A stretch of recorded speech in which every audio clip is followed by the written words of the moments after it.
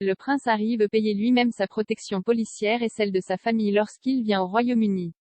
Mais c'est impossible. Le petit-fils de la reine Elisabeth II a toujours affirmé qu'il ne comptait plus demander un centime aux contribuables lorsqu'il retournait dans son pays d'origine, depuis qu'il a emménagé aux États-Unis avec sa femme Meghan Markle. Il demande donc une révision judiciaire d'une décision du ministère de l'Intérieur l'empêchant d'obtenir une protection policière pour lui et sa famille lors de ses séjours au Royaume-Uni.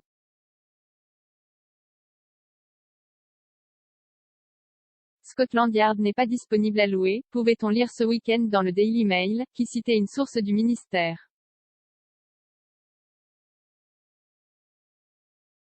Le duc et la duchesse de Sussex financent personnellement une équipe de sécurité privée pour leur famille, mais cette sécurité ne peut pas reproduire la protection policière nécessaire pendant leur séjour au Royaume-Uni.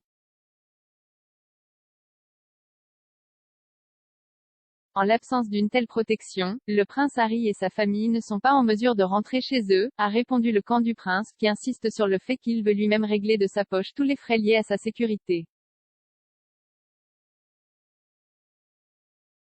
Pas satisfaisant, les avocats du prince Harry ont donc annoncé qu'ils n'hésiteraient pas à présenter l'affaire devant la haute cour si le ministère de l'Intérieur n'accédait pas à sa demande.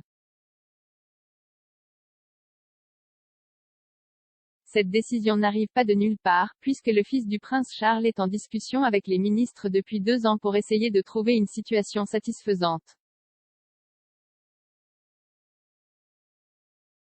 Le prince Harry et Meghan Markle ne sont toujours pas retournés en Angleterre depuis la naissance de Lilibet, leur deuxième enfant, qui n'a donc pas encore rencontré son illustre arrière-grand-mère, Elisabeth II, et son grand-père, le futur roi Charles.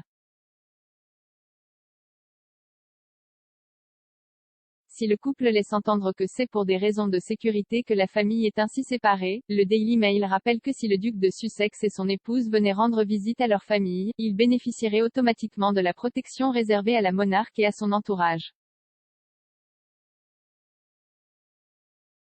Le problème serait de savoir s'ils veulent entreprendre ailleurs des activités commerciales, caritatives ou sociales potentiellement lucratives, conclut le tabloïd.